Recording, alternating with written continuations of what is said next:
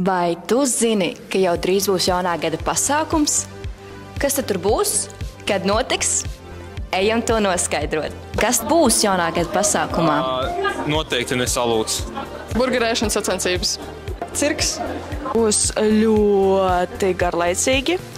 Tu droši nenāc, bet tad tu vēl garlaicīgāk pavadīsi laiku mājās, tāpēc labāk atnāc. Visi gulēs, neviens neēdīs. Mājās jāiet. Es nezinu, varbūt Lieldienas zaķis atnāks. Kad būs jaunā gada pasākums? Es domāju, varētu kaut kādā decembrī, 1., 2. un nākamgad. Es domāju, kaut kādā 2. janvārī. 32. decembrī. Es nezinu, laikam februārī. 32. decembrī. 32. decembrī. Cikos visiem jāierodas? Vajadzētu 7 no rīta nākt jau, jā. 9. 12. dienā. 25:00. Nu, jau, ka ne ātrāk pa 5 no rīta.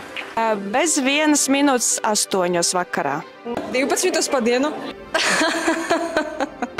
Tas bija joks. Patiesā informācija sakos. Jaunā gada sagaidīšana 31. decembrī 8. vakarā draudzē Kristus pasaulē. Braslas ielā 29. Būs dažādi priekšnesumi, spēles un aktivitātes un lieliska kompānija. Piesakies, būs forši!